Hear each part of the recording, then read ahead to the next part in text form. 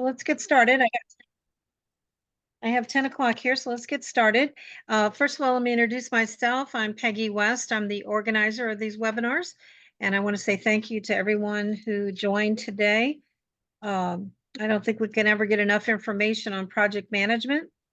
I wanted to tell you something I looked up. It's a brief expectation of project managers is that they monitor and measure the progress of projects from the inception of an idea to the final product creation or the result, and handle all aspects of project management, including planning, budgeting, implementation, tracking, and reporting. So today we're going to hear from a prominent industry leader, the principal of DSS Condo, Michael Pou, on how to complete your condominium construction project. DSS is an owner's representative project management firm, and I hope we're going to hear some exciting new things. It's a great presentation. Just a little bit of housekeeping. I just want to mention that your questions and answers go in the Q&A box. If you have a comment, you could put that in the chat box.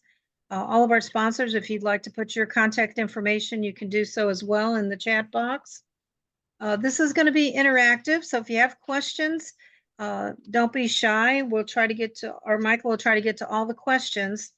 But if he can't, this is being recorded, so we will send out the recording and include your email if you would for a question, and he'll get those questions afterward to respond to the ones he doesn't get to. I'll be sending out a follow-up email with the sponsor sheet, all the contact information of the sponsors who invited you today, and I want to thank my sponsors for that as well. So this will be going to board members and property managers. So let's get started. I want to introduce the sponsors, have them introduce themselves. I'm going to start with, I always say the wind beneath my wings, my IT support, Vinteum software. They are experts in condominium software, and I'm going to introduce Katie Basford. She's a national account executive. Katie, tell us about what you do and what does Vinteum do for condos? Absolutely. Thank you so much, Peggy. Exactly like Peggy said, Vinteum is an industry-leading HOA and condo association technology company. So we do offer a platform called Neigbrs that allows for streamlined communication and really increased transparency within HOAs as well as condominium associations. Also really allows everyone to stay on the same page with changing laws and regulations like those new Florida laws that have recently come out. I would love to schedule a live demonstration of you so that you can see all the features that Neigbrs has to offer. So please feel free to reach out and we can get that scheduled. Okay, perfect. Sounds great. I want to also introduce Yasmin Johannes. She doesn't like to speak. She's kind of humble there, but you can wave. Yasmin is the International Marketing Manager. She is my web support on my IT side, and I can't thank you enough. Next, I want to introduce Suli Incolata. She is with DSS Condo. She's a Director of Business Development, and just a little bit of a snapshot of what you do before we get into the presentation. Suli? Thank you, Peggy. So as Peggy mentioned, I'm the Director of Business Development for DSS Condo. And as Peggy mentioned, we help you with any project that you may have. We help you complete your project from beginning to end. So we make sure that you complete your project on time, on budget, and with as little hassle for your residents as possible. So Mike has a great class today, and he will tell you more about our company. But any questions you may have during or after the presentation, please feel free to reach out. I'm going to leave my contact information on the chat, and Peggy also is going to share that with you after our presentation. So please feel free to reach out. Thank you, Peggy. Absolutely. You're certainly welcome. Okay, next I saw him on here, Ben Friedman. Ben, are you on? Ben is the president of City Quiet Windows and Doors, and also very active in the condo industry. So Ben, you want to tell us about yourself and your company? Yeah, hey guys, good morning, Peggy. Appreciate you including us again in these awesome webinars. My name is Ben Friedman. I'm the president of City Quiet Windows and Doors. We provide turnkey white glove installation services for all window, door, storefront, and railing projects. DSS Condo and Socotec, Suli and Mike are a great partner of ours. We like to include them whenever we can, and they always think of us. So I advise you all to sit tight, put your seatbelts on, and enjoy the ride because Mike is a great presenter, and you guys will all enjoy it. So thanks for including me, and my contact info is in the chat as well. Okay, awesome. Thank you so much for joining us today. Next, I want to introduce Hafer Company. Nicole Johnson is the primary there partner and director of operations, knee deep and finishing up, I guess, all the taxes and audits for the condominium. So I'm going to make a brief introduction, but they are an outstanding and very reputable company. Hafer is has 4 offices, and they are a full service CPA firm and do a lot of auditing. So if you need some help there, give Nicole a shot, and her contact information will be on the sponsor sheet.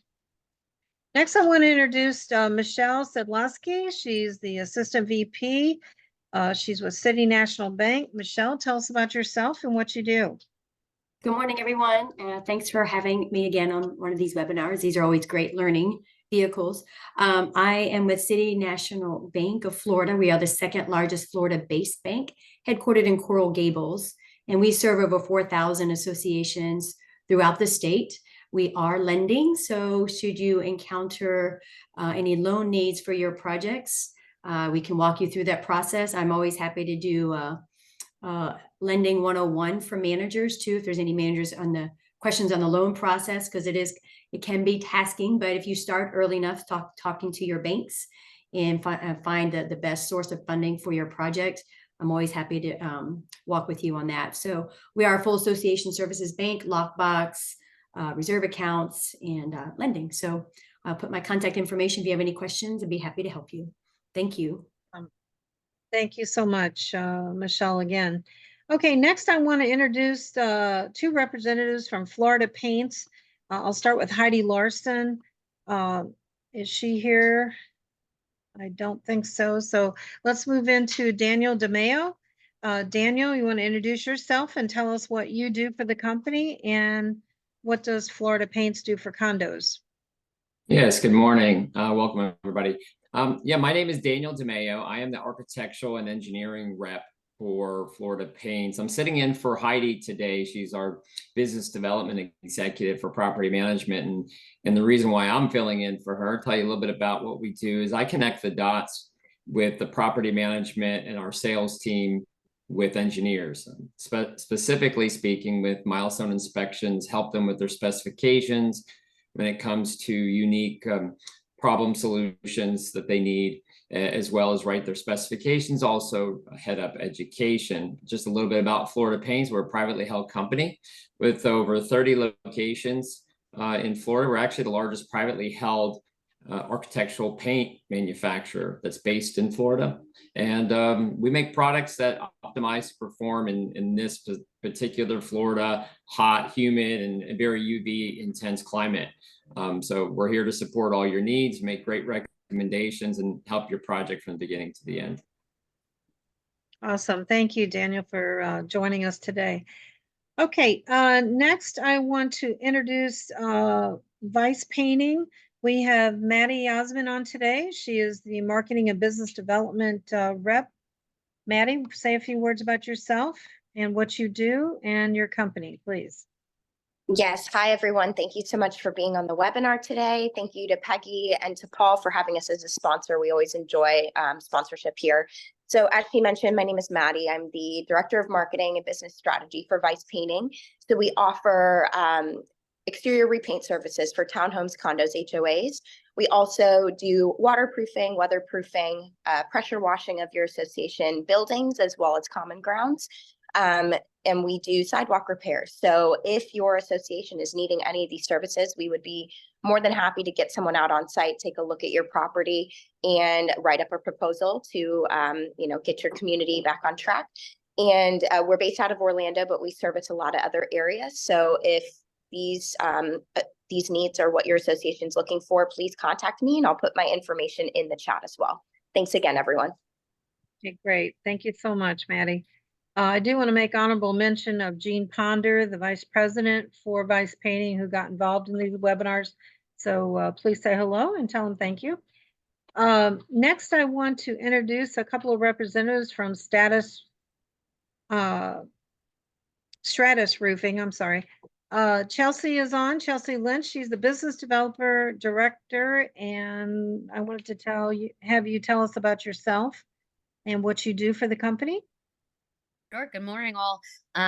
We are Stratus Roofing, and we are your local super roofer. So we serve all of Central Florida, from Volusia County, Brevard County, and obviously Orange County. And what is so important that we offer is we do free assessments for communities. And it's so critical right now, coming up closer and closer to hurricane season, that you know what the current condition of your roof is. So we'd love to help. We'd love to see what you've got going on right now, and just be that resource for you and work with you no matter what the project is. We do repairs and complete re-roof replacements. So let me know if there's anything we could help with or any questions you might have. Thank you. Awesome. Thank you, Chelsea. Okay, next I want to introduce the Vice President for Stratus Roofing, Ed Runke. And Ed, thank you so much for being so kind to take the moderator position today. Tell us about yourself. Absolutely. Thank you, Peggy. And thanks everybody for coming on today. You know, all these presentations have been great. I think I don't know if I gave the last one, but it was a couple of weeks ago. You know, and it was great attendance and some great questions. And you know, I have the opportunity to moderate today. So you know, just make sure that as we're going through the presentation, that you're asking, you know, good questions. As Peggy said, you know, put them in the chat and or in the Q&A box. And I will make sure that all those things get answered. But a little bit about us, you know, we've been in the business for 28 years. You know, to expand a little bit more on what Chelsea said, we're, you know, full service roofing company. We do repairs, replacements, residential and commercial and multifamily. So anything that you need us for there, we're happy to help. We can offer those free assessments. The insurance industry is very big right now as far as, you know, making sure your roof is certified. We do certification reports for the insurance companies as well. So that's a piece that we can help with. And any questions you have around that. If you guys want to learn more about something specific, we do offer 6 different courses that, you know, we're going to be teaching more on here, but we can come and teach you guys in person as well. So feel free to utilize us however you need. But Chelsea did put her information in the chat. If you need my information, you can always reach out to me as well. But, you know, I'm looking forward to a great class here. I know that Michael's got a great presentation that we're going to go through here today. And, you know, if there's any, again, we encourage you guys to ask questions. So the more questions you ask, right, this is for you guys. We want to make sure that you're getting the most out of it. So make sure you ask good questions. We'll make sure that, you know, we facilitate and get them answered the best that we can for you. Okay, great. Thanks, Ed.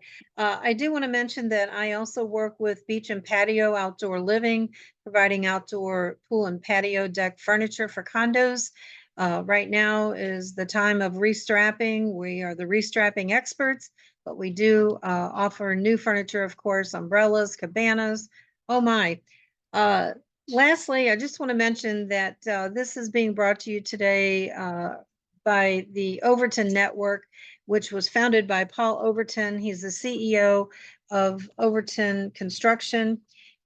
He is out ill today, and they have just started a new project. So I do want to mention his partner in crime, Sherry Hall.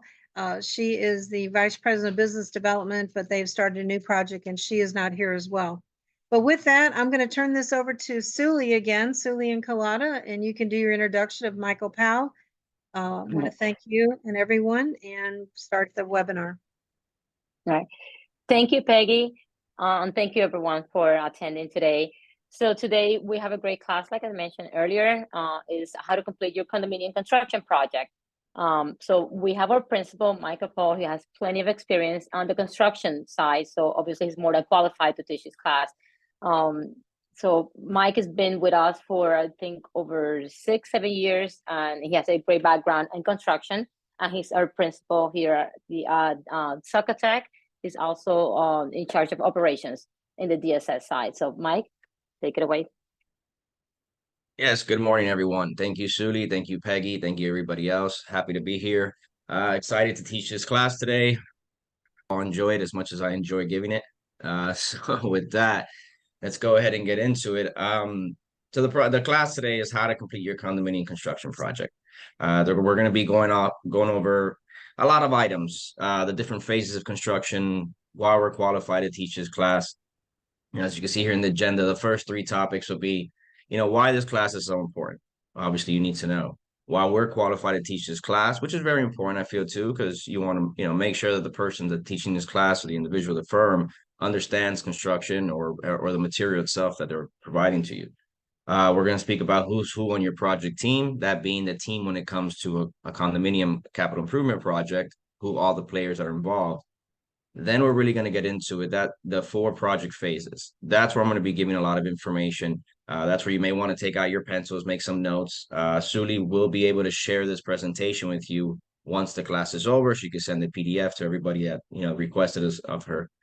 After that, we have some case studies where it shows you where some of the tips that we're going to give you actually went into place, and we're able to save time and money on some of these projects. We'll talk about how we did that. And at the end, just some money saving tips, again, extracted from the presentation itself, but kind of just a recap of it. So with that, we'll get started. So the first thing is here is we have, why is this class so important? Well, as you can see, construction projects are hard. I mean, the facts are here. It's 9 out of 10 construction projects experience cost overruns. I mean, from what I've seen in the projects we've been called on after the fact, let's say once projects have started, it's almost been 10 out of 10. And only 25% of construction projects even come close to their original budgets. We all see that. We've all experienced that. We put budgets together, or we see condominiums that put budgets together. They feel they're ready to go, and all of a sudden, midway or 3/4, even a quarter into the project, they realize, you know what, we're over budget, or we're going to be over budget. And the question pops up, why? What did we do wrong, or what did we miss? And that's what we're going to be going over a lot of those tips in here. 55% of construction projects experience schedule overruns. It happens. It's going to continue to happen, especially on these, recertification of your buildings when it comes to these structural improvement projects, where you're fixing structural deficiencies, concrete restoration, and it's hard to understand. You can never truly understand what the needs of the building are going to be when it comes to that. A lot of it is, assumptions based on inspection and surveys of your building. So it's very difficult, but there's ways to get around it. There's ways to try to get as close as possible. And like I mentioned, we'll get into that. Not to mention, you do have fully occupied buildings with balconies and pool and parking. So again, it's understanding the needs of your building. The needs of the building are not only the building structure itself or electrical components, or it's the people, it's the facilities, it's the pool, it's everything about the building itself and how to attack that building and making sure you're doing it right. You're managing other people's money. So important. I mean, at the end of the day, that's one of the most difficult things to do. It's pretty hard to manage our own money. But at the end of the day, we're managing everybody's that lives in this building's money. So you want to be very careful what you're doing. Sometimes we feel that there's people are hesitant to make decisions because, it's not our money we're using. So you want to be sure, you want to have all the facts. No one is excited about a special assessment. They're definitely not excited about a second special assessment or a third or a fourth. So you want to make sure that the first one they're not going to be excited about, you get it as close to perfect as you can. And at the end of the day, you don't do this for a living. A lot of your board members or property managers, you're experts in your field, but when it comes to construction, this may not be your expertise. So at the end of the day, trying to undergo such a large project may become very difficult because there's lots of things you're going to miss or not understand, or you haven't seen and dealt with on other projects and have the experience enough to sit in there and say, I foresee this and this, and what are we going to do about it? Now, why even do this? Well, we have building structural integrity and life safety systems. These are all major issues, major components of reasons why you have to do these projects. Most of these are mandated. Again, when it comes to structural integrity, life safety. Aside from that, you have major maintenance projects such as your roofs, your HVAC. They all have a life expectancy. They all have to be done. Projects have to happen. You have to plan for these projects. You have others like beautification projects, protect or enhance your building. Now, those are elected. So like at the end of the day, you decide, well, we have our interiors, they're quite old, they're dated. We want to go ahead and enhance these and get into it. So again, that's an elected project to do, but it still takes all the same steps. It's still very important. You're still involved with unit owners, accessing their units, their doors, their parking, the lobby, the bathrooms. So things of that nature, you want to be sure you're taking the right steps. Board members, fiduciary responsibility. And the new legislation. At the end of the day, it's all mandated. You got to do it. It has to be done. So why are we qualified to teach this class? So I'll start before we even get into this. I know Suli introduced who I am. To give you guys a little more of my background, I have been with DSS Condo now a little over 6 years. Prior to DSS, I worked with very large concrete restoration firms on the contractor side, directly with condominiums as a project manager, senior project manager. I've been over on the construction industry a little over 20 years. I'm a licensed general contractor. I'm also a licensed roofing contractor. I did business on my own. I've done commercial, residential, condominiums prior to coming to this side. Over here at the DSS side, I was able to take a lot of the knowledge that I learned from the contractor side of how to make a little extra money in a project and try to use it to protect associations or help the associations have a fight in this battle. So at the end of the day, aside from that, we're a team of construction experts. What does that mean? DSS itself is built of construction experts. The majority of our employees are either graduates of engineering, architecture, or construction management. Aside from that, many others have years and years of construction industry knowledge, as I do. We're 100% dedicated to serving condominium communities. We don't work private sector. We don't work, we don't oversee large construction and new construction buildings or commercial. We only work for condominiums. So we understand condominiums. We understand the life. We understand the pressures that on property managers and board members, legislation, how to work in a fully occupied building. We've done it over and over and over again. We're able to continue to learn of what not to do, honestly, what to do and what not to do. We are experienced owners, representative, project managers. We've helped over 52 condominium communities save over $21 million. And that's a fact. We work closely with property managers and board members, and we understand the challenges they face. Now, the who's who on your project team. So building your project team is very important. At the end of the day, the more time you take in building that team and properly vetting the individuals you're going to bring and make a part of that team is so important as the project goes on through pre-con and construction. It's being able to sit in a room with professionals and have a nice conversation, bring up problems and get solutions rather than a back and forth of pointing fingers, who did this, who did that. You want to make sure you're building the proper team. Now, who's that team built of? It's not just your contractor and your engineer. It's your association's attorneys. They're very important. They're a big part of your project. They're there from the beginning with you, giving you advice on how to move forward, building your contracts for you, reviewing your contracts, and through the project for any issues and the closeout of your project. You have your design professionals, a requirement from your architects or engineers. It could be a landscape design, a design interior, exterior. Your general contractors or any contractor, whether it be general contractor, roofing contractor, pool contractor, who, again, as it goes into specialties. Your permit expediters. Believe it or not, having a very good permit expediter is a very important thing when it comes to a very large project. You want to make sure those drawings are getting pushed to the city as quickly as possible. In order to do that, you want somebody that has experience and is able to communicate well. You have city inspectors, building material manufacturer reps, which play a very big part in this as well. When it comes to manufacturer reps, when it comes to paint, roofing, waterproofing, things of that nature, there are people that you are able as a board member, property manager to reach out to and speak to and get guidance from. Understand their products, understand if their products are the best for your buildings and why.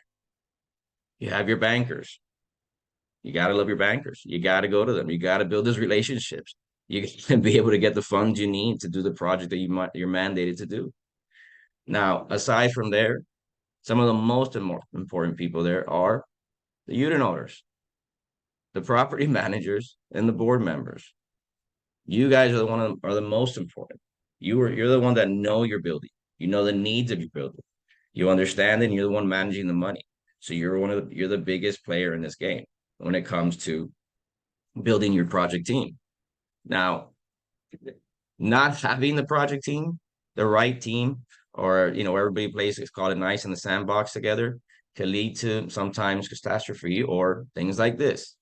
All of a sudden, I know a lot of us have been in meetings like this, where all of a sudden we go in there and there's board meetings and people are swinging chairs and throwing tomatoes and saying what's going on, and nobody could get on the same page one with another.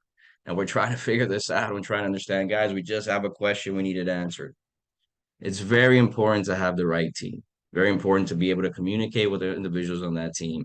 So again, when this information is being conveyed to the unit or to the residents at a board meeting, we don't have flying chairs. Everybody's able to stand up, answer the question, and be on the same team, and show that strength and unity to the rest of the board, to the rest of the residents as you move forward. So it doesn't have to be this way. And that is why we're here. We're going to walk you through the steps it takes to build and complete your construction project. So this is where we get it now to the actual project itself. This is where I mentioned earlier, this is where we're going to give you a lot of tips, where you guys can actually take some notes and understand. And again, please, if you have any questions throughout this process, go ahead and enter into the chat. I'm happy to answer and pause and answer them. So before we get started here, a little water. So project phases. We break it down into 4 phases: planning, pre-construction, construction, and closing. Now, typically planning and pre-con get kind of mixed in together depending on the project. But planning is very important because it first starts with what? A preliminary vision. That vision is just somebody basically coming to the table and saying, hey, I think we should do our interiors and beautify them. You know, we need to, they're dated, we need to do this. Okay, well, let's plan this out. Why is it important to plan this out? Well, one, understanding the profession you need and who you're going to bring to the table. It's not always a structural engineer you need first. It may be a designer, maybe an architect. It may be your, DSS consultant to come in here as your project manager and help guide you through this. From there, it's scope definition. Now, it's needs versus wants. You got to break that down. You have to understand the needs of the building versus the wants. You may be beautifying your hallways due to a life safety and ELSS project that you're putting sprinklers in them. And because you're putting sprinklers in the hallways, well, now it affects our drywall ceiling or acoustical ceiling or our walls, whatever it may be.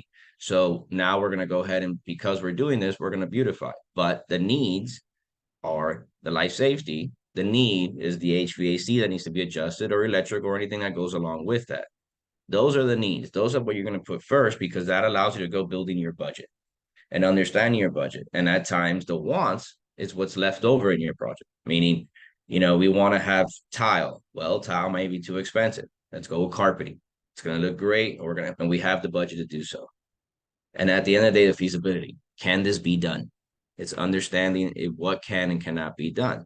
It's the existing conditions of your building are what's going to guide you in that direction. Putting together some sort of preliminary budget and understanding the cost of that budget. Now, putting together a preliminary budget during the planning phase is very difficult. So we mention it here. We'll mention it again during pre-construction as we go a little further.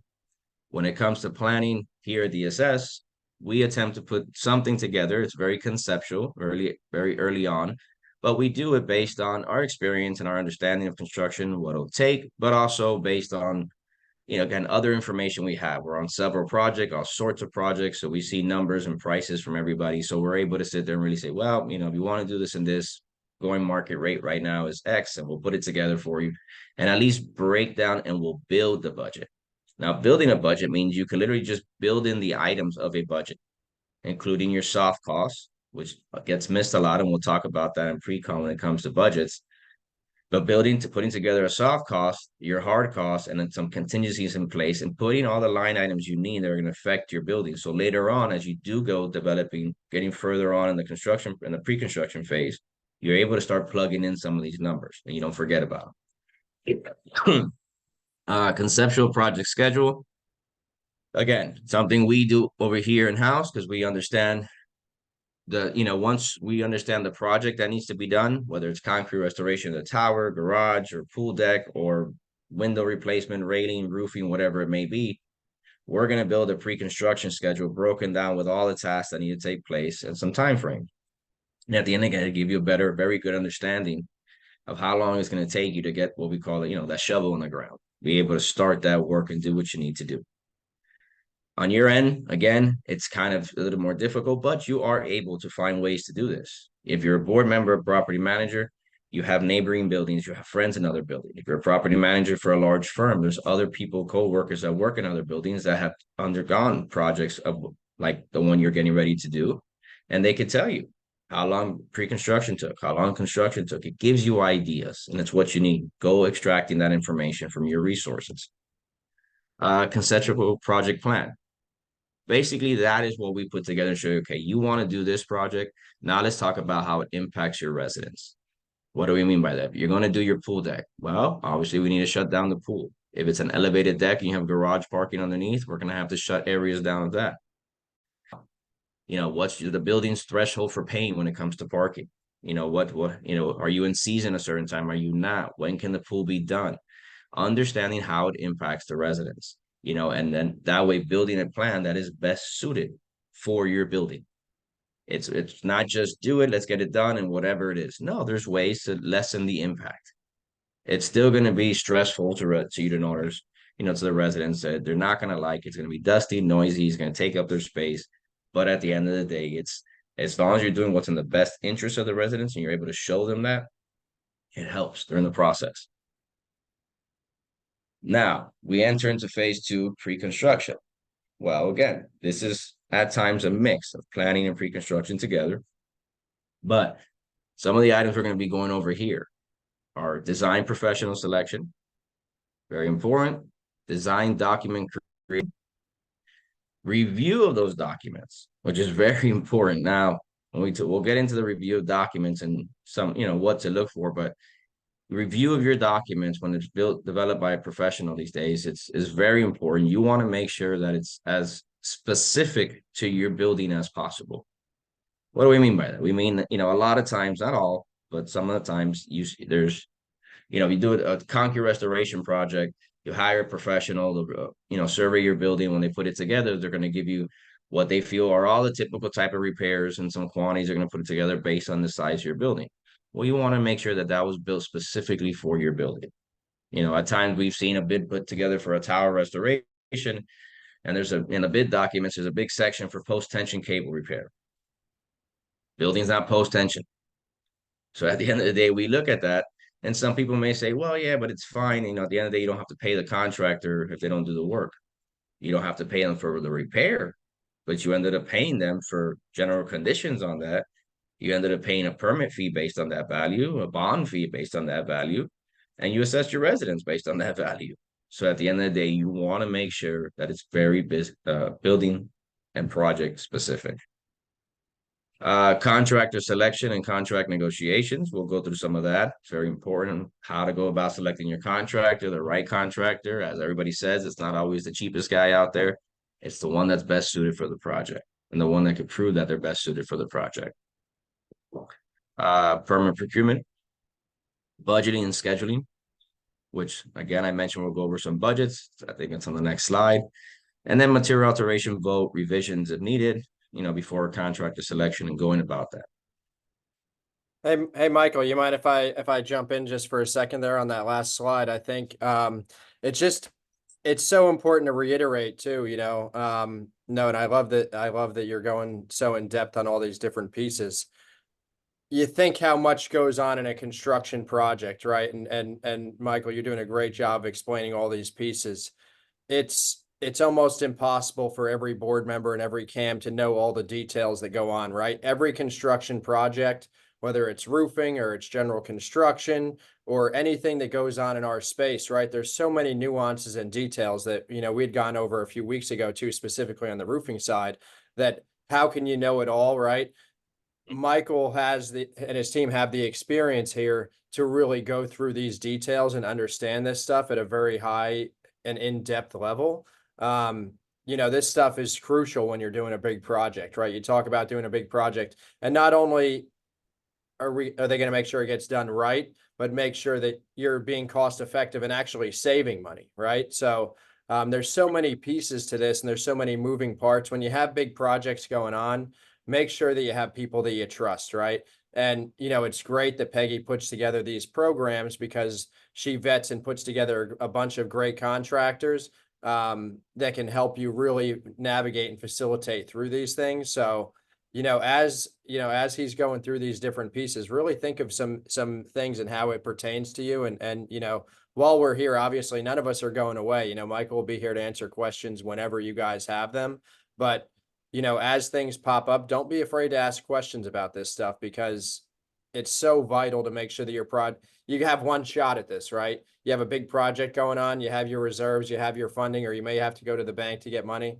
Make sure that you take the time to do this properly. And there is a right way and a wrong way to do these things, and making sure that you're, dotting all your I's and crossing your T's, right? So, I just wanted to touch on that. I think that this is great, and, make sure that, that you're really keyed in here, because this stuff is really important. So, thank you. Okay. And we did have a question, Mike, not that you're in this slide. Someone did ask, and I think this is the right moment to clarify that. Someone did ask, if it's a good idea to always use an A1A contract. Well, look, when it comes to contracts, actually, we're going to get into the contracts. But briefly, again, that's, everybody has a different opinion of that. The way we look at it is, and our recommendation all the time, so when it comes to an association is, again, going back and building that project team and having your attorney and speaking and consulting with your attorney. Your attorney will build you a one-off contract for your project if it's a major construction project. AIA contracts, I feel, are very fair to both sides. They're good contracts when it comes to that, and I'd say, it's okay to use them and just, go to that quick contract if it's for a small, very small project. But at the end of the day, I've seen AIA contracts go out as the first contract, goes to the contractor and says, here's a standard AIA. It comes back completely redlined. It goes to your attorney, gets redlined, it goes back and forth, and it ends up being something that at the end of the day, you're saying you spent more money with your attorney redlining an AIA. You might as well have gone to your attorney, had them build a one-off contract for you that really protects you, protects the association, fair to the contractor, but really is looking out for your best interest. And that is what's presented to the contractor. And you go back and forth on that. Start with a little bit more on your side of the fence. No, absolutely. Mike, can I jump?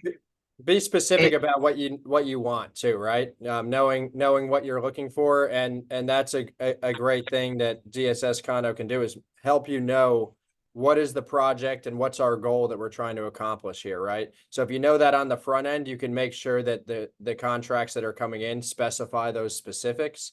So you may not need the details of an A1A contract that, are going to make stuff a little bit more complicated as well. So, knowing your project and making sure that you're prepared, is vital for that. And I think Michael's kind of hitting the head on everything that you need to do there. So. I think somebody else was saying something, or not? Yeah, Mike, it's Ben. Hey, Ben. I was also just gonna jump in on the contract piece and suggest that, we do also feel that the AIA contracts are very fair to both parties, and, they could be negotiated, accordingly. But if in the event that a condominium association's legal team wants to create their own contract specific for a project, we also like to sometimes suggest that as an exhibit, the G702 and G703 pay applications and continuation sheet be a part of an attorney's contract, so that the condominium association has a really good tracking and record of how the pay apps come in and what they were for and when they were billed out. So I just wanted to add that piece. That's absolutely right, Ben. Thank you very much. And thank you too. And as I mentioned, we're going to get, as we go a little further into pre-construction, we're going to speak on contracts. We're going to go over it and some of those exhibits, as Ben was just mentioning, what to have as part of the contract, what to include at it. So we're going to speak a little bit on that. So the next item here are budgets. Okay, so budgets. You have your phase 2, phase 2 pre-construction. Okay, you have communities often forget soft costs. All right, so let's break this down. Soft cost versus hard costs. We'll start with the simple side. Hard cost. Hard cost is building costs, your contractor's cost, the contract, what it costs to get the work done, whether it's a general, roofing, plumbing, bridge, whoever it is, your contractor, the actual work, that is your hard cost. Soft cost, everything else. Very simple. Pre, post, fees that go throughout the project. As you can see here, some of the ones that are listed are your structural engineer, should be all your design professionals, whether it's engineer, architect, special inspector. You have consultants, you have project management, us, DSS Condo, your permit expediter, testing, surveying. You have legal, you have valet, here we have written valet security. So depending your building, that's when you really get into building this project. You're sitting there, and that's when I said earlier, it's very difficult per se to plug in numbers so early on, but it's not as difficult to start plugging in items. Meaning, if you're doing a garage project, your parking situation is not the best, well, you're going to know you need to do something about that. Maybe hire a valet service, maybe rent a lot across the street, whatever that means to you, or whatever the building needs to do, that is a cost associated with your project. If you're doing a beautification in the interior and you have to be entering units, well, you're going to need additional security or additional management, whatever it may be. That is a cost associated to the project. All that needs to be built into your soft costs. So these are items that really, as early on, you're walking yourself through the project. You're truly understanding the project and how it affects your building. Not so much the cost of what it's going to take to do the project, but just knowing if Mr. Contractor is working on this area of the building, what's affected by that? Is it our parking? Is it the access to the pool? Do we have to reroute them? Do we have to, rent certain, overhead protection? What do we need to do? How does it affect our building? So building that soft cost is extremely important. And understanding, again, whether or not you're going to use a bond. If you're going to be bonding your job, which, by the way, we recommend you do, you get a performance or payment bond. That is also your soft cost. So you want to plug that in there. They're costs that people think, well, it's not going to be too much, but those are typically the ones, as they add up, they will quickly throw you over budget as your project starts. Why? Because they were just overlooked. So again, this is just a quick example of a budget we put together. We build budgets a little more in depth, much more detail, and we attach a cash flow to them, shows you how this money is going to be dispersed along throughout the project. Next item is build sufficient contingency. So you got to have contingency. It's what's going to protect you at the end of the day. Now, we typically add a contingency for soft costs and one for hard costs. So I get asked a lot, well, what's the going, percentage for contingency? My response is always the same. It's not the same for every job. Depends the job and what went into it. Example, concrete restoration. A lot of unknowns, right? But we go limiting those unknowns depending on how much we do during the pre-construction. Meaning, once we engage Mr. Engineer or architect and we bring him on board and say, okay, it's time for you to survey the building. Well, what's he surveying? If he's surveying 10% of your building, or 10% of your balconies and some in the common areas, well, he's not doing much of your building. So we're going to have a high contingency rate in there to protect us at the end of the day, because we don't really know the true needs of the building. Now, if you say, tell Mr. Engineer, I need you to survey 50% of our balconies or 75% of our balconies, really do there's maybe some destructive testing. In our deck, we have some expansion joints that are covered. I need you to lift them, look at them, see how bad they are, go into our planners, dig some of the soil out, check our waterproofing, things like that. Well, now you're really identifying the true needs of the building. Now you're really limiting the unknowns. Therefore, if you're truly limiting the unknowns, you're able to, start having a lower contingency. You don't need to have such a high because you're removing the unknowns. So again, it's all dependent of the project. Again, building these budgets start with estimates and then replace contractually committed amounts. As we go on, it's what we do. We put in estimates meaning what we estimate it to be, or what you've spoken to your neighboring building or business associate, whatever it may be, co-worker, and gotten some information. You're putting in cost estimates, or your professionals are handing them to you. And then from there, once you get hard numbers, you're plugging those in. Next year, from there, we move on to document review.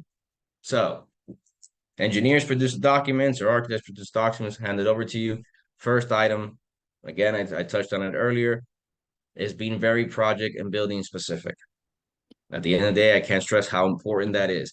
You know your building. You know your building more than anybody else and what the needs of the building. What do I mean by that? As a board member, as a property manager, general manager, you know that if in the past year, 2 years, you've had the resident of the penthouse complaining about leaks from the windows, or on the 5th floor in the corner unit complaining about leaks from the window, or leaks from the roof, or issues from the stucco when they stand on their balcony, delamination reported, edge, you know the needs of your building. You know the questions to ask. hey, is this covered? Is this? Here's my long list of complaints of things that we've had to deal with over the last couple of years. Are we addressing all this within this project? And then ask the questions. Again, yes, here at DSS, we have the experience and the knowledge to review these documents, go through them, and really understand what it is the engineer professionals putting in there. If you don't, as I mentioned earlier, ask the questions. Do not be ashamed to ask the question, to challenge the professional. I see you have this here. What does this mean, and where did you find it? Show me. I want to see so I understand it. You want to know what's happening in your building because it helps you later on ensure that your drawings or your specifications or in construction documents are very specific to your building. Value engineering. Value engineering is a great way to save money. We love doing value engineering. We love finding other means and method and ways and products to use. And I know a lot of you may say, again, if we don't have somebody like DSS here to do this for us, how are we going to do this if we don't really know the products or what to do? Well, you know the professionals. I'm sure in the majority of your buildings, you've had lots of manufacturers try to, come by and leave their card. Whether it's a waterproofing manufacturer, paint manufacturer, roofing manufacturer, anybody, window manufacturer, you have the contacts. You pick up the phone and you call and you find if there are better products to use that provide you same finish, same warranty, same type of product for less expensive. So at the end of the day, you do have ways of picking up the phone, calling, and basically doing what we do. We have the expertise. We've seen it. We kind of know and understand the pricing, but we still pick up the phone. We have to have relationships with all the manufacturers. We have to be able to speak to them and say, hey, we see this product here is being, do you have something of equal or greater value for less expensive? Yes or no? Yes, we do. Great. We want you to come over to the building, introduce it to us, the product and the board and the property manager. You want them to know about it. There's ways to go about it. Proper details. So what do we mean by proper details? Ensuring that the details within the drawings, within the specifications, match the repair item and provide all the details for that repair item, that items are not missing. And again, we see it, we understand the drawings, you ask the question. Or if you want to know how to read drawings, specifications, read through them. Read the details. If it's a removal waterproofing, ensure that the details say that it's remove and prep of the surface, so they don't leave out prep. So at the end of the day, when it comes back, Mr. Contractor won't tell you, well, I had a number in there to remove it, I had a number there to install it, but your balcony slabs are horrible, so we got to prep them. Well, that should be part of it. Well, it wasn't in your details. Things like that. You want to make sure you're not missing those items in there. Repair types and quantities. We go through it. Again, visual inspection of your building is one of the best ways to see it. You see your building all the time. If you see Mr. Engineer has, 200 square feet of stucco and you look at your building and you say, wait, I see stucco falling off everywhere, cracks everywhere. Go ask, why 200 on? And then the response is, well, we'll start with 200 and during the project we have to go up, we'll go up. Well, the only problem with that is 200 square feet of stucco. If your building, the true needs of your building is going to be much more, you're probably paying a higher unit cost than what you could have paid actually identifying what the building really needs and increasing that and putting now 1,000, 1,500, 2,000, depending the amount of surface that your building has of stucco. So at the end of the day, it's things that you could do as well. An RFP, a request for proposal. Requirements. When you send these to the contractors, we build them, but if we're not there and you're sending it, make sure you have your insurance requirements, speak to your insurance broker, get a sample, COI that you could provide to ensure that they understand what you're looking for. So it's not an increase later. Your bonding requirements, if you're looking to bond your job, contractor qualifications, meaning if there's certain things you want, you want the contractor, the firm you're going to hire to have, whether it's their own in-house painting or in-house concrete restoration or whatever you could think of, put that in there. This is what we're looking for. And product knowledge, have them provide you using a certain waterproofing, have them provide you a letter from the manufacturer saying that they're qualified to install this product. At the end of the day, you want to ensure that you have the right contractor for the job. Now, a couple tips when it comes to general contractor selection, right? Identify qualified GCs and perform interviews. Always interview them. At the end of the day, they could have the best numbers, what seems the best, bid form looks the best. They filled out all the documents that you requested. But you're embarking on a project that you may have a relationship with these individuals for the next year to 2 to 3 years, depending the project and the size of the project. So at the end of the day, get to know them, meet the owner, which is great. Meet the sales guy. It's great. But make sure you're meeting the project manager, you're meeting the superintendent, the foreman, whoever's going to be on your project, the day-to-day, the people you're going to be communicating with. Make sure you feel comfortable speaking to those individuals. They're attentive to you. They know your building. They understand the needs of the building. They understand the project. Once you feel comfortable, it makes the decision-making process a little easier. Generate a request for proposal, as we just mentioned. Qualify bids for conformity and with the RFP and construction documents. So when it comes to the bid, we build cost comparison analysis. Now, these cost comparison analysis sometimes are very simple. You have certain professionals who put it together, a nice side-by-side comparison. Here was the bid, all the line items, here are the numbers. You really want to dive into that, or I'll tell you what we do. We really dive into it. At the end of the day, negotiation is going to happen. Everybody says, well, you're going to negotiate. Yeah, we are. South Florida, everybody negotiates. But we want clarity. We want a confirmation that the contractor understood the line items. Meaning if we see line items, a specific line item, and we have 3 contractors, one's at $12 a square foot, the other at 14, and one's at 27. A lot of individuals say, well, this guy's just way too expensive. We don't want to use him. Well, we pick up the phone and say, Mr. Contractor, you seem to be a little high in this. Explain to us what it is that you're putting into this. What was your understanding, interpretation of this repair? And they'll explain it to us. Well, I have to do this, this, this, and this, and this. What happens to be that 2 of the this in there are not, we don't need done as part of this project. And say, oh, okay, well, that'll lower my number. Now they go back and now they're in line with the others. And we would do the same when we see a number is too low. We want to make sure the contractor took into account exactly what we're looking for in the bid. And that's when people come back and say we have true apples to apples comparison. Apples to apples just doesn't mean that you have a number, everybody plugged in a number. It means that everybody truly understood the bid and what was being asked of them. Evaluate qualifications, proposed project staff and project management team that we spoke about. Negotiate to achieve cost savings. We always say negotiate, negotiate, negotiate. Talk to them. At the end of the day, once you narrow it down to 2 contractors, go back to each of them, say, guys, and be honest with them. We're looking at you and somebody else. At the end of the day, you both impressed us. We feel both of you are the best for the project, but obviously we have to take care of look out for our best interest, which is cost. So at the end of the day, what can we do? And negotiate. Some can, some can't. At the end of the day, but you take the opportunity to do so. Confirm material lead times and availability and cost. This is very important. Understand, for example, you're replacing the railings, that Mr. Contractor is telling you how that affects his schedule, how they're going to start, when the material needs to be ordered.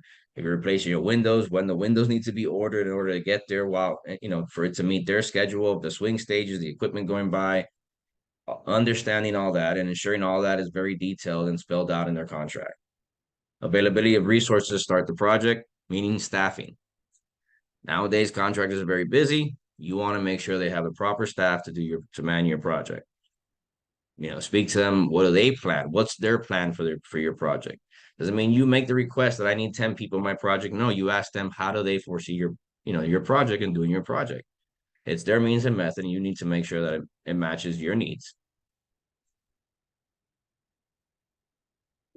Now, selecting a contractor.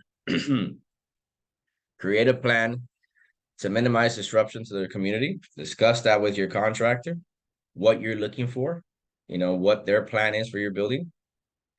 Formalize a hurricane preparedness procedures and related costs. Make sure that is well defined in your contract. And we'll talk about that on the next slide, a little bit. Make sure that is well defined in the contract when it comes to hurricane protection preparedness. Who's making the decision to demobilize, to protect the building? When is it being made? How is it being billed? Is it per occurrence? Is it hourly? what's being done about it. Everything needs to be well defined, meaning anybody could read it and understand it. If there's a new board comes in throughout the project, or a new property manager, whatever it may be, they just simply go to the contract, read, and it's not about opinions versus opinions. It's spelled out. Establish the overall project schedule, budget, and cash flow projection. Level the bids to facilitate an apples to apples comparison, as we mentioned. And prepare and present a contractor bid analysis association. Now, choose that contractor based on price, schedule, references, work review, responsiveness. One of the biggest items I like when it comes to a contract is how responsive they are throughout the bid, bidding phase.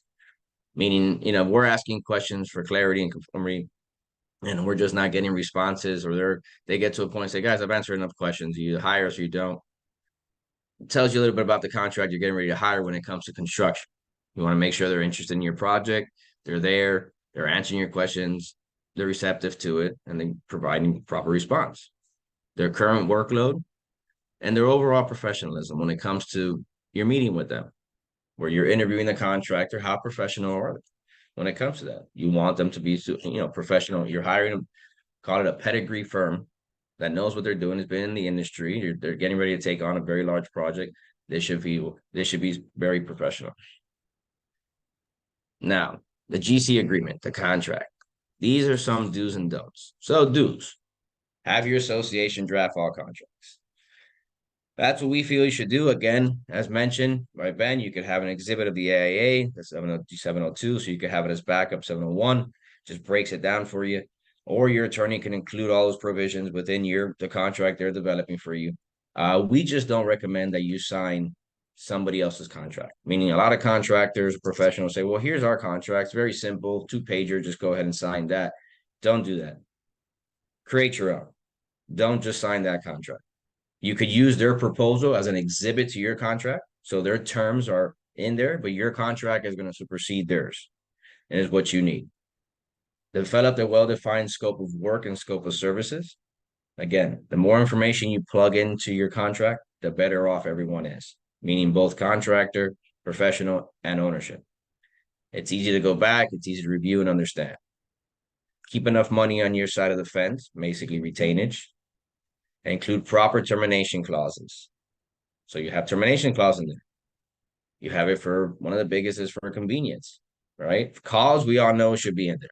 Contractor fails to perform, there should be noted in there, again, how they should be noticed, whether it's in writing, whether it's through email, certified receipt. And at the end of the day, how many days after that they have to cure. And then, but also when it comes to convenience, a lot of times we overlook convenience because we feel, well, that's really not going to happen. Pay attention to it. I can tell you it happens. It happens for multiple reasons. Associations sometimes run out of money. They didn't budget right, or something else popped up with insurance. They have to pause the job. In order to pause the job for a while, they have to get rid of the contractor. Nothing of the contractor's fault. At the end of the day, the association decided this is not the best. We just, we really don't like this contractor. They're performing well. We don't get along with them. We need to let them go. Whatever may come up as convenience, if that is not well defined, you don't really take the time to look at that. You could have a contractor and they're telling you, well, for convenience, you're going to pay me to demobilize plus my overhead and profit that I would have had on the project. Well, a lot of times I see it's not well defined. So when it comes to terminate for convenience, who's to tell the contractor how much overhead and profit they should have made? They're going to tell you, and they're going to use a very high number. So at the end of the day, protect yourself. Include liquidated damages clauses in there. You need them. You need to have something to hold their feet to the fire. Something to say, Mr. Contractor, we need you to get done. We want this project done. We want you for the job. You're saying it's going to take X amount of days. We want something in writing that says you're going to do it. We're going to hold you accountable for that. Liquidated damage is the way to do it. Again, some of the don'ts: never overpay for percentage of markups. Meaning you hire a contractor to perform the work, you have a whole number. But if you're hiring a GC and perform a concrete restoration project, and it happens to be something else pops up within there that requires a specialty contractor is going to go under their umbrella, well, their contract's typically going to specify what their overhead and profit would be. Just make sure it's fair. At the end of the day, it's about being fair to both sides. You don't want to choke the contractor. You want to have a successful project. Contractors are here to make money. They got to make money. We just want to make sure we're not overpaying. That's what it is. Never use a boilerplate contract. And never allow the other party to be responsible for compiling a contract exhibits. Meaning exhibits are extremely important. It's another ways to hold the contractor's feet to the fire. Meaning the bid documents, the RFP you produced that asks for certain qualifications, the construction documents, the specifications, drawings, all those items are exhibits to your contract. Because at the end of the day, if something happens and we need to go back and say in reference, well, in the RFP, it said you were supposed to have this. Well, I don't remember. I didn't see that. Well, it's an exhibit to your contract, so you should have seen it. Your COIs, the sample of COI, sample warranties of what to expect from the manufacturer, written out that everybody's agreed to the language within there, whether it's material and labor warranties or not, or how long the warranties are for. All that needs to be in there. A sample of their payment application. Everything that you feel should be an exhibit should be an exhibit at the end of the day. And again, we just say the only reason to say don't allow other parties to be responsible. It's not that the contractors are not going to be fair and say it's just they may think, all we need is this as an exhibit. You should be fine. No, put more. Anything you could think of that's going to protect you, you should have it there.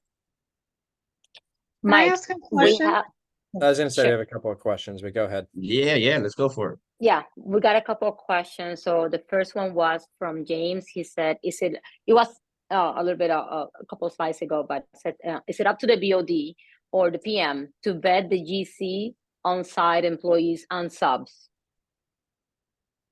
Well, again, if you don't hire a project manager like DSS, then yes, it would be up to the board member or property manager or a representative of the building to properly vet the contractor, to ask the proper information.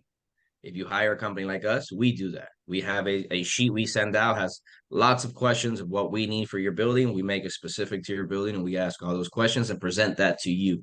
So you have a good understanding of who's bidding your project. And the other question was, what is a boilerplate contract? So boilerplate contract, what we reference there a lot of times can be a standard, AIA, or it can be a boilerplate contract, meaning their contract. Where they come to you and say, look, our contract is very standard. You'll hear that a lot. Our contract is very standard. Nothing in there really is going to harm you or this or that. Don't sign it. We don't need that. We're going to make our own. We have an attorney on retainer for the association that we have easy access to. We love the individual. We're just going to go ahead and reach out to them and have them produce something for us. And we're happy to hand it over to you. Right. Well, I think that's what we have for now. All right. Anything else, Ed, or anybody else before I continue?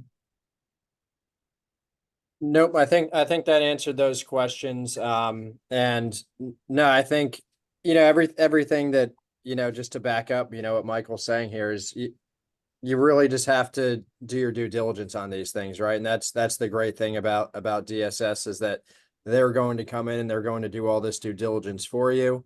If you're not going to go that route, make sure that you're taking some really good notes right now, right? Because you got to make sure that you're going to be asking all these questions. And that's why you build these great relationships with these team members, right? And there's some great, vendors on here. Reach out to anybody and get the answers to these questions, but make sure you're building the proper contracts, make sure you're asking the right questions. If you have a project going on, make sure that you're looking for the right things while those projects are going on, right? So it all comes back to that same circle. But no, I don't have much to add. It's kind of just reiterating. You have to make sure that you're doing better due diligence for your communities, right? These projects cost a lot of money. It's the due diligence of the board to make sure that they're making good decisions on behalf of the community, and the CAMs to make sure that they're presenting these opportunities to the boards to make these decisions. So, just make sure that you're vetting these companies and making sure that you're following the right protocols and doing the best you can, right? And I think you had mentioned something, right? It's not always the cheapest contract or the most expensive contract. You have to understand what those contracts include, and you have to really go through the details of those. So putting together an RFP or making sure that everything is on the same page is really big. Obviously that's something that Michael and his team can do for you to make sure that, hey, we're bidding comparable things here, not two wildly different, scopes of work. So, but it's great. So go ahead. All right, sounds good. All right, so continuing on. So here, your project schedule. So this is what we call a few pro tips for when you contractors handing you a schedule and saying, this is where we're at. And aside from that, how you report it back to your community, which is the first one, set realistic timeframes, building contingencies. So contractor's going to hand you a schedule just to say it takes, a year. It's 365 days to do this, to complete this project based on calendar days. Here you are. Well, Mr. Contractor, does this include anything for weather delays? And no, this is what it costs, to the time frame it takes to do your job. If there are weather delays, we'll go ahead and submit a change order for time and it'll be extended. Thank you very much. When this is presented to your community, that is said. It is said, this is what the contract is presenting to us. But let's be realistic. We live in South Florida. We could have a rainy day that looks like a hurricane outside where we need to stop and it can last 3 to 4 days. It could be a monsoon. So at the end of the day, we have to build in some contingencies for the schedule. So Mr. Contractor saying 12 months, we're going to say 14, 15 months to complete this project. Let's plan for that as we move forward. Obviously, we're going to try to do it in the shortest amount of time, but we need to be a little realistic. GC should provide detailed schedule vetted by your team of professionals and the board. Now, when we say detailed, why do we say detailed? If you're at least the way we look at it, and I look at it, and I teach my staff, when we see a schedule from a contractor is doing a tower restoration, and we're going to call it now, they're going to be putting swing stages on drops, call it drop 1, 2, or 3, or balcony drop 1, 2, 3, whatever it may be. And now they give you a schedule and says, well, we're going to start with 3 swing stages for these 3 drops, and it's going to take us 3 months to do. And it's just summarized 3 months. Well, some people say, okay, well, we have an understanding it's going to take 3 months. You do. It should take 3 months to do those 3 drops. But how do you track that? When you go out there and, 3 weeks in, and you look up and you look at your schedule and you say, well, they say they're supposed to be done in 3 months. How do you know if they're on track to be done in 3 months? You don't. You have to wait almost to the end of it to say, well, they're not going to finish or they are going to finish on time. What we like to do is we ask for a breakdown. I understand, we understand that when it comes to work like concrete restoration, there's a lot of unknowns. So it's really, schedule is more of a moving target, but you have a benchmark somewhere to start with. So we say, okay, mobilization, how many days? Protection, surveying, demolition, removal of railing. Break it down for us as much as possible so it's easier for us to track. We could walk out there 3 weeks in and look at something and say, well, right now they should be putting stucco back. And we look up and we see them just marking the stucco areas. Well, we know they're behind. So now at our next construction meeting, we're able to say, well, this is where we're at. This is where you're at. What's happening? And what are you going to do to speed up? It's easier to track it based on it being very detailed. Make sure the GC contract provides leverage. Again, make sure it's built by your attorney if you can, or reviewed by your attorney, and also your professional team. Monitor weekly or even daily the schedule as often as possible. Walk the job. We walk it. We look at it. Catch things as they happen, not 2 or 3 weeks later. Stay on top of material lead times. Provide fast turnarounds on RFIs. RFIs are requests for information. Why do we say provide fast turnarounds? The term when people say the ball's in your court, make sure it's not. Basically, at the end of the day, if contractor submits an RFI and says, hey, we're working on this job, but we have an issue with this unit, whatever it may be, we need a response. Here's our question, we need a response. If that gets received and pushed to the side because there's a lot of other things happening, well, guess what? 3 weeks later, when the contractor tells you, I need an extension of time for 2 weeks, and you say, well, I'm not going to give you that. He says, you never answered my RFI. I've been delayed. I've been waiting. It was just never spoken again. It was all forgotten. The response typically from the association is, well, why didn't you mention this? Doesn't bring it up again in the meetings. I gave you my RFI. The ball's in your court. Turn it around, give it right back to them. Answer the question or get the professional needs to answer it. If a change order doesn't impact the critical path, don't allow time extensions. Again, an example of that is you start your project, contractors just chipping away, you're setting up and chipping, and you decide to change the manufacturer of your paint for whatever reason.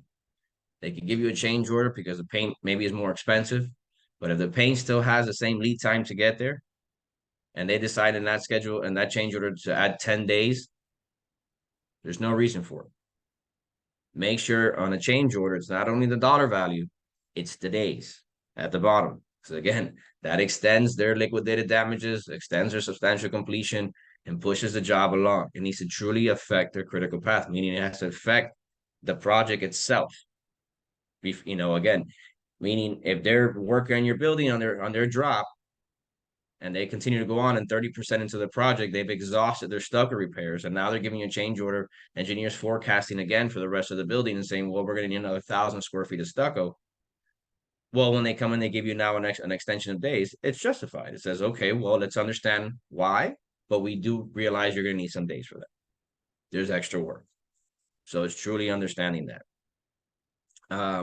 Anticipate weather delays, pay bills according to contractual terms.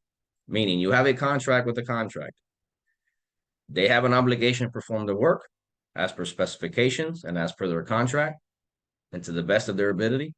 But at the end of the day, if your contract says contractor must be paid within 15 days of an approved bill, you must pay Mr. Contract within 15 days of approved bill. You cannot delay that. You cannot hold it. You must pay. Because at the end of the day, they're holding your feet to the fire too. And that comes to the last one, which is be fair, but be firm. Be firm on things you need and things you want and not being overcharged, but be fair to the contractor. Because at the end of the day, that's what leads to a successful project, which now leads us into phase 3, which is construction administration. So I would say before we start CA, are there any final follow-up questions on planning or pre-construction?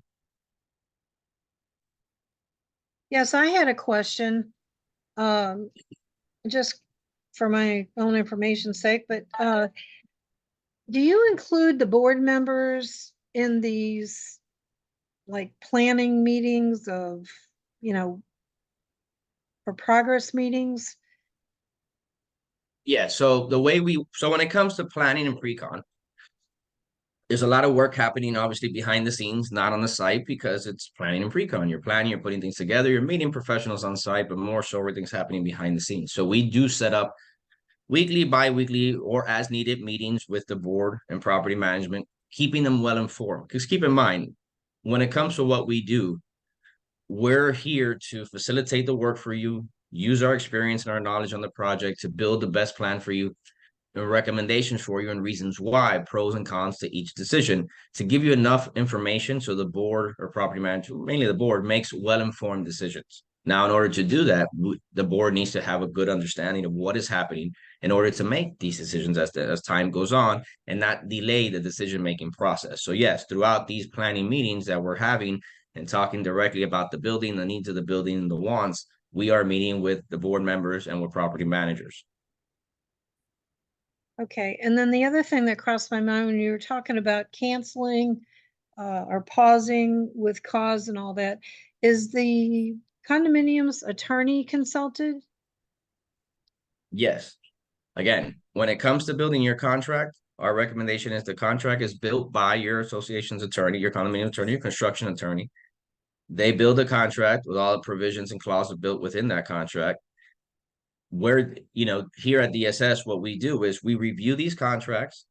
We'll make certain adjustments or comments on it based on the building. Nothing when it related to provisions or clauses is more so based on the needs of the building and the construction project itself.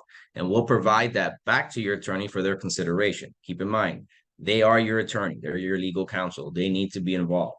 So at the end of the day, then DSS, we assist with what we call throughout that negotiation phase with the contractor on what's really business decisions, meaning time frame on the project, amount of money, within the liquidated damages. That's a back and forth, release of retainage, when and how much, things like that. Those are all business decisions that we assist in negotiations with. But yes, your attorney is very highly involved.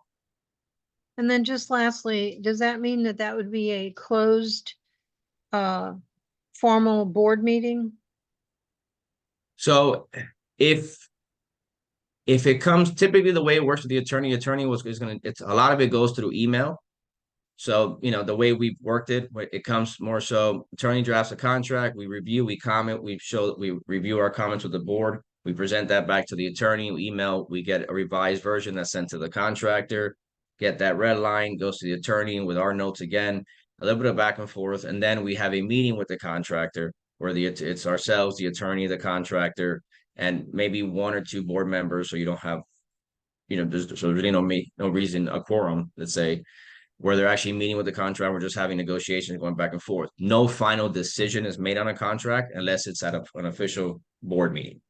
Okay, thank you.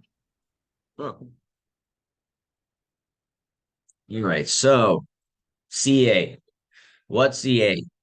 Construction. You went through pre-con, you went through planning, you took the proper amount of time to do it, which I don't think I mentioned this earlier, but please understand that planning and pre-con are very important.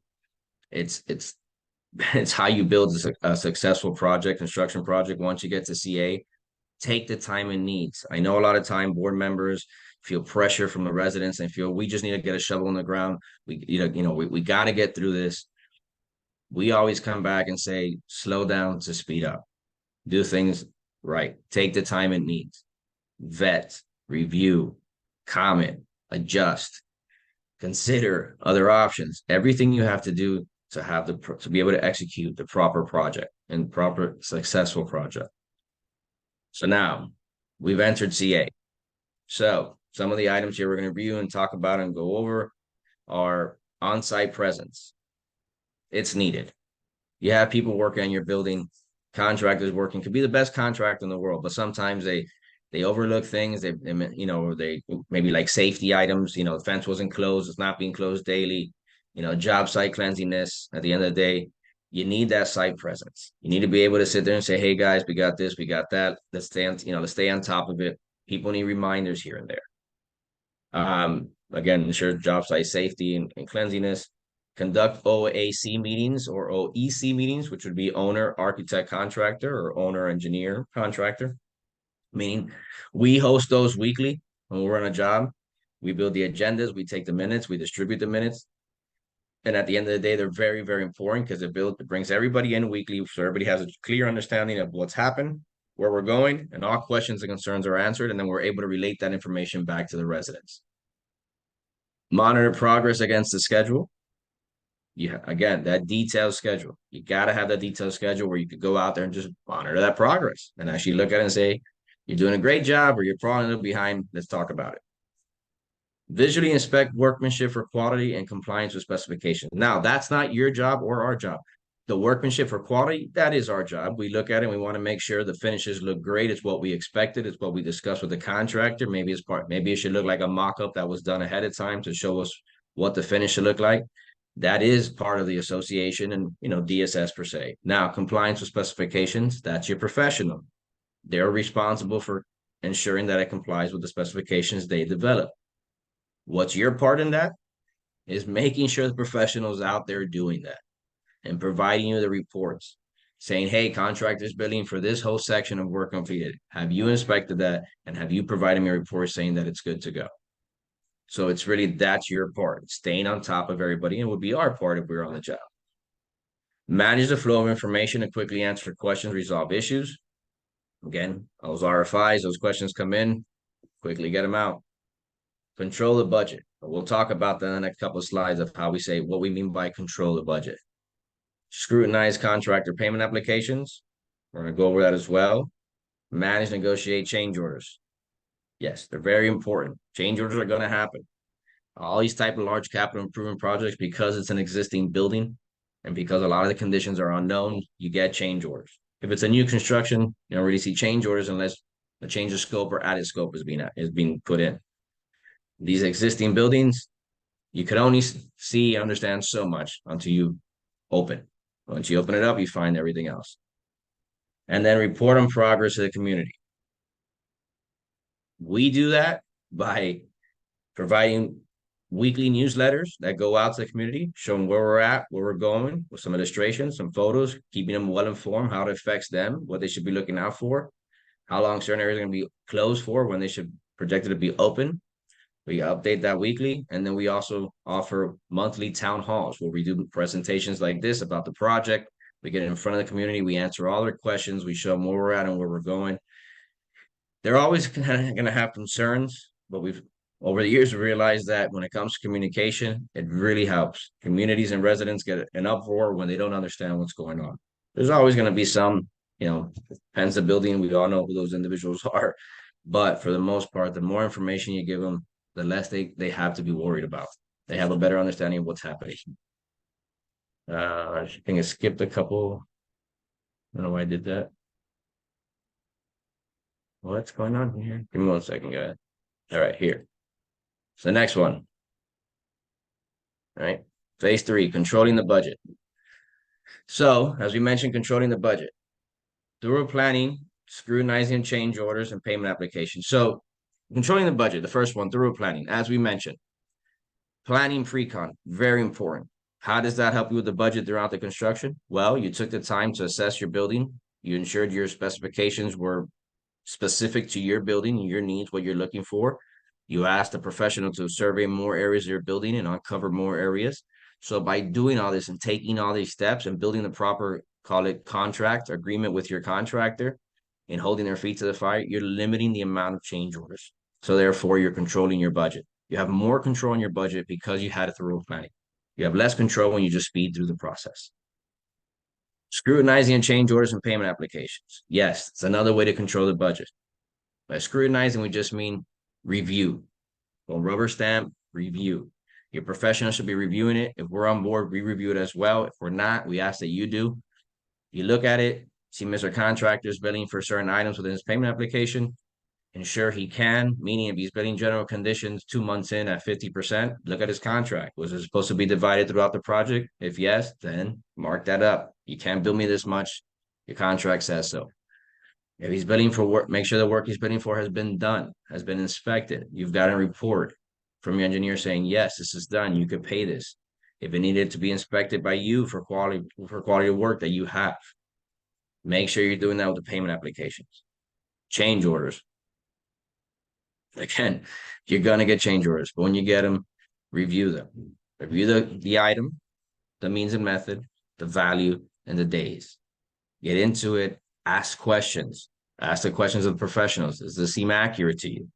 Should we be paying for this? Review their contract. Is it something they should have assumed, absorbed under the contract? Meaning, the neighboring building told you that they're getting dust. And all of a sudden, a construction meeting is discussed with the contractor. Well, we could put up black netting to protect this somewhat. Now you get a change order for black netting. Well, was it part of his contract to protect the building, adjacent buildings, and everybody about within the building? If yes, then that's on them. It's means and method, what they need to do and how they go about it. But a lot of times we've seen it. Change orders have been submitted, they've been approved, they've been paid. So at the end of the day, it's understanding your contract and scrutinizing those change orders. Proper tracking of work performed. Make sure the contractor is providing you. Again, it all depends on project. Roofing project, you're seeing percentage of work completed. You're making sure you're dried in, inspections are being passed. Now, concrete restoration, again, I go back to that because that's a lot of what we see nowadays. That make sure you're getting as-built from the contractor. They're showing you with every payment application where they perform the work, the type of repair, and the quantity and sizing of each repair. Meaning it's called a little as-built. It's going to show you balcony 3 on drop 2. We performed there, they'll draw a little square or whatever it is. This area was 12 by 12 inches. A stucco repair here was, 18 by 24, a full depth repair. Now, this is going to help you. Having those proper as-builts helps you for 2 things. One, the payment application, ensuring that it's accurate. Engineers reviewed it and you're paying them for work actually completed. And 2, for warranty. Work is done. Later on, you see spotting on the wall, Mr. Conch, you call him back, hey, I should have warranty. He comes and says, well, I didn't do that repair. Because they don't repair the entire building, they only repair what's identified. And you say, well, I remember you doing that, and there's a back and forth. Easy. Let's go back to the as-builts. It'll show right here whether that was yours or not. So again, it helps to have it. Properly tracking the work performed. Constantly referencing the contract or agreement. Again, be fair, but be firm. You took the time to build a proper agreement, a contract. Everybody got involved. You had the right exhibits. You did it with reason. You did it to protect you throughout the project. Constantly reference it. When we're on projects, we read these agreements so much, we memorize them, what they are. We're able to say, hey, on page 4 or 5 of your agreement, it speaks about what you're trying to bill me for. It's just get to know it and understand it. Proper schedule management, tracking of manpower. So tracking of manpower, a lot of times, again, people say, well, we need you to have 15 people on site. We don't do that because that doesn't really make sense to us. Well, if we justify 15 people, then okay, 15 people, meaning If they have 6 swing stages, well, we know it's 2 swing stages, 2 people per swing. So that's 12 people. Plus you need a ground guy, that's 13, plus a foreman, 14, super, 50. We go adding up and say, you got to have at least 15, 16 guys on site. That's reason. Not just to say you got to have 15 because we feel comfortable with that number. It won't make sense. So at the end of the day, it's really tracking the manpower based on the performance of the work, the equipment that's there, and what's truly needed or areas of work being worked on. Managing change orders. Again, we dove into this a little bit before. We'll go over it again. And the next one's on payment applications as well, which is, again, proper planning and pre-construction work helps minimize change orders. I'll say it over and over again. Pre-construction and planning is very important. And taking the time, it helps you out. Verification of requests against contract agreement. Or contractor agreement, again, understanding the contract, what they can and cannot submit a change order for. Proper review of costs being provided within the change order, meaning if it's a new item, negotiate, get other ideas, go back, challenge it. It's your right to do so. Value engineer if new repair is identified. When professional is telling you, well, this is the way to do this repair. It's a new repair. We didn't assume this was going to happen. It's your windowsill has no concrete in place, and we want it. This is the repair detail. Well, asking the question, is that what we have to do, or are there other ways to do this that still are within building code allowed? Great for good for the building, but maybe a little less expensive. At times, you'll find that some engineers, not all, there's a lot of great engineers out there, will over-engineer something, because by over-engineering something, it confirms that it's going to get approved when it goes to the building department. There's no ifs, ands, or buts. There's no back and forth. 100% will get approved because it's over-engineered. It's more than what's needed, but it costs you more money to do that. So at the end of the day, it's questioning, challenging the professionals. And negotiation of cost. Again, negotiate. Processing payment applications. Again, we dove into this, but just to reiterate, as we're going through it, request as-bills to reflect work performed, review and verification by EOR, which is your engineer of record or architect of record, inspection of work performed, proper review of itemized schedule of values for verification.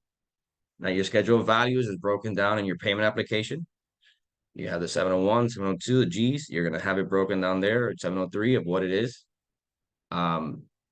Making sure that it matches whatever they gave you as an exhibit. Not to be taken lightly, not to be rubber stamped. Let's ensure we're not just looking, quick glance, saying seems accurate. Yeah, this is right. Let's go on. To really get into it, which goes with the last one. Check the math and all the calculations. What do we mean by that? You're going to get as-bills, as we discussed. Show the measurements. Will they do the math? People make mistakes. You guys out there, it's not the super doing it. It's their worker, their foreman, handing it to the super for a quick review, adjustment again, given to the project manager, put into a pay app and given to you. At the end of the day, check the math.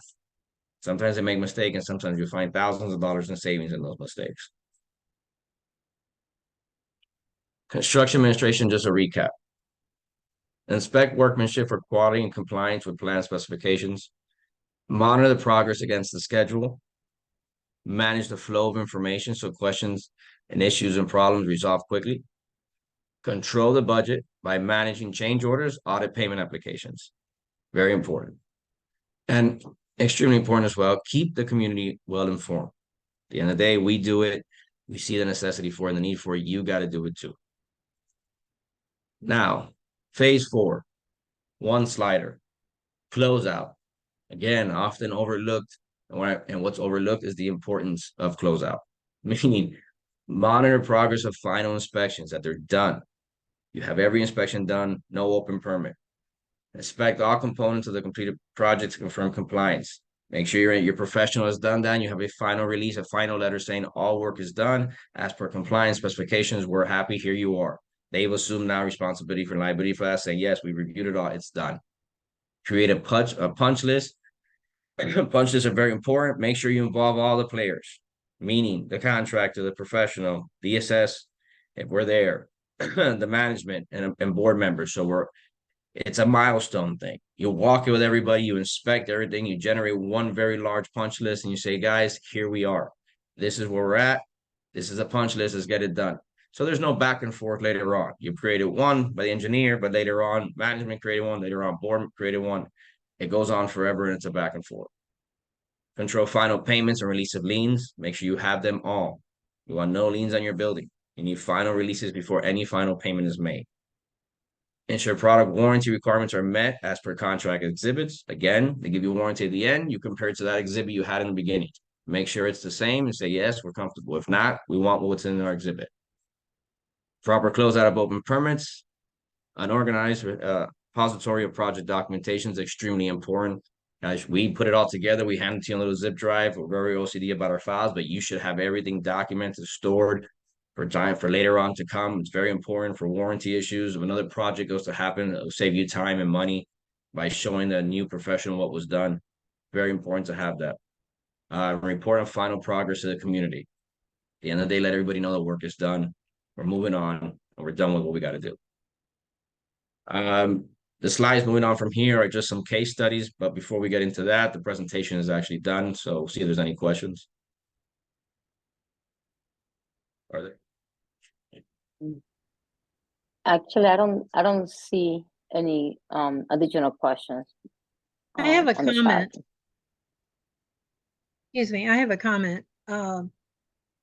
These records can be stored in the website that can be created if you don't have a website by Vinteum software, because they are very strong in keeping everybody compliant. So it's great because if you missed a meeting, you could put it into the website files for everybody. You know, it's very transparent, and it helps, you know, you with communication with your association.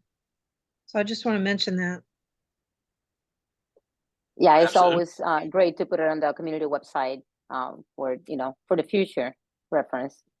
Because like Mike mentioned, you know, you may change board later on, or new residents may come in and they may want to see whatever happened, or a new manager comes in and they may want to see the records of, you know, all the projects that happened in the past. And like Mike mentioned, we'll hand everything, you know, to the manager and the board, and they may just upload all those documents to the website. That would be a great way for all the residents to see everything that transpired during, you know, during the process.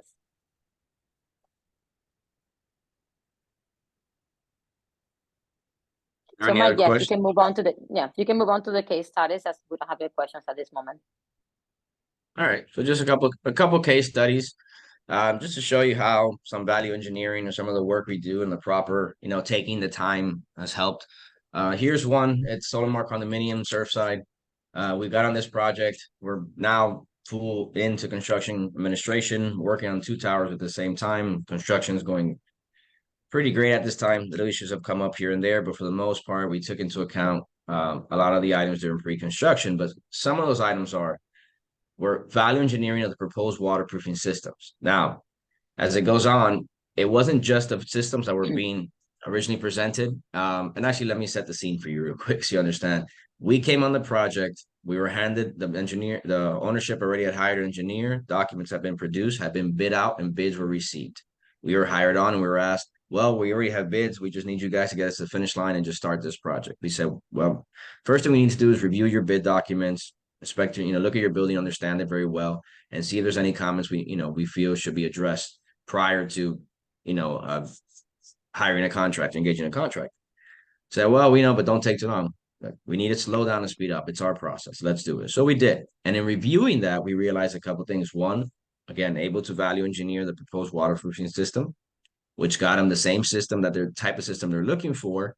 Pedestrian system, same warranty, same longevity, great system, but saved them a lot in unit cost, lowered the unit cost, which saved them a lot of money. But also when it came to the square footage of the balconies. Now, what I mean by that, the total square footage of balconies for both towers was about 70,000 square feet or so. The engineer bid had about 7,000. Now, the engineer was assuming that we'd only put waterproofing where needed. Okay, but we wanted to understand what's needed. The building balcony edges were very deteriorated, let's say, needed to be repaired. is engineer already identified a lot of full depth and partial depth repair and post-tension repair that needed to take place within the majority of these balconies. So when we sit there and we say, well, Mr. Engineer, if you're assuming that you need to do the majority of these balconies for repair and you have to do more than 20% or 30% of these balconies for repair, would it not just make sense to, at that point in time, remove all the tile on all the balconies, inspect all the other areas you're not able to inspect, and then just go ahead and install new waterproofing and have a warranty for the entire building? Well, yeah, it may lead to that. Well, we want to know now why, because by raising the unit cost to 70,000 square feet of removal of tile, waterproofing, and installation of new waterproofing, we're going to get a much lower unit cost. And we did. We did that. We presented it to the association. They agreed. We rebid it to the contractors in Denham. Unit cost came down for tile remover, for waterproofing, and for removal of waterproofing. At the end of the day, which saved them millions of dollars in the future. Why? Because if we would have left it at 7,000 square feet at a high unit cost, they still would have ended up doing all that waterproofing, all the square footage at that high unit cost. So again, it's truly understanding the building before going in there and not just throwing numbers. The next one is Grove Towers and Coconut Grove. This one, little savings over 6 million. Same thing when it came to waterproofing. Value engineered the waterproofing systems, not only for the balconies, but for planters and drive decks. Again, they had a great waterproofing system being proposed, but it was very expensive, and it's an option. It's an option to use, but we made sure the board understood that that was an option and that there were others. And when they did, and they realized that, no, well, let's use this. Lowered it, switch to waterproofing, lowered the cost. Lower unit cost for stucco repairs. We understood the building was going to have a lot of stucco repairs. We were removing all the shutters. They were getting rid of shutters and telling unit owners you had to put impact windows. There was stucco repairs to come for that, plus what we noticed. We raised that, and at the end of the day, got a lower unit cost. And actually, we went over the stucco amount, so we did good in raising it, let's say. Contract negotiations, face-to-face negotiations, line item by line item. Again, clarification on every line item. We were able to negotiate over $2 million from these contractors by just having some good clarification on items that they felt they needed to do and didn't need to do, and truly understanding their means and method and what their approach was to this building. We switched it. We helped them out using our experience, lowered the cost for the association and lowered the cost for the contract. But at the end of the day, it was negotiated and was brought down. The last one we have here is Loft 2 in downtown Miami. Savings over about 3 million, more so, but and far less disruption to residents. So this was the replacement of several cooling towers and RTUs up on the roof and all the risers in the building leading up to these cooling towers. So these risers were connected to heat exchangers within every single apartment or every condominium. Now, the original intent of the engineer, again, drawings already in place, already bid out, ready to go. Hired DSS, got us the finish line, said no, slow down and speed up. Let us review. We reviewed, we walked the building. So it was originally intended to replace all these risers. Now you have to go into every unit, replace sections of risers on all the floors and go floor by floor by floor. And remove, replace, and continue. So shut down the unit, replace, power up the unit, shut down the unit, keep going and going and going, and then replace the unit. We walk the building, we realize the building, we look up, we see hard ceilings in the hallways and the corridors, plus access panels. We peek our head in there, we see we have about 3 feet of space. We said, guys, as a recommendation, are you okay just abandoning those lines you have in there?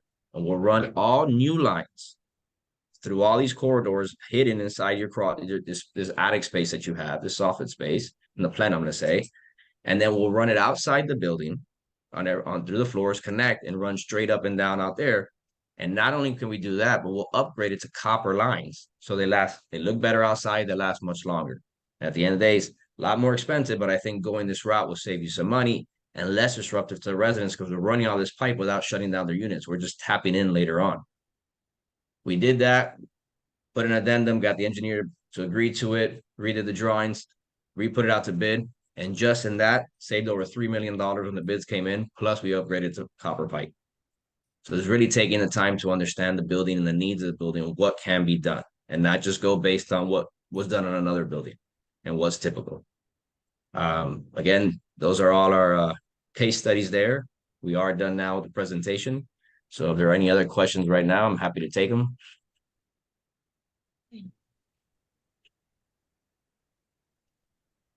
Ed, any questions? Suli, do you see any? No, I don't see any questions. Let's see. Yeah.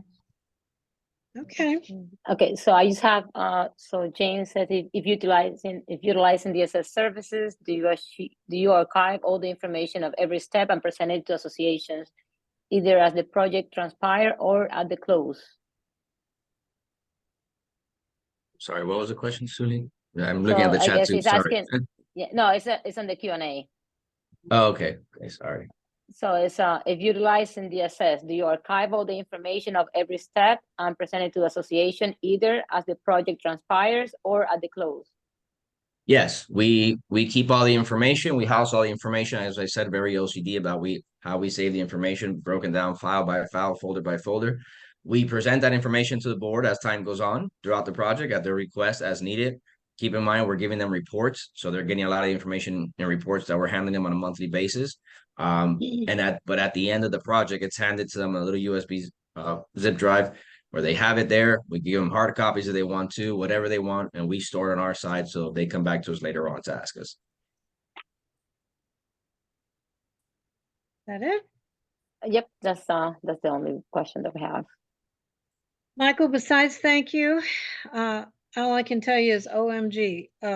It was so much to absorb. It's just awesome. I think, everybody should review the recording. It's just an amazing presentation. So thank you so much. Yes. Thank you. I appreciate it.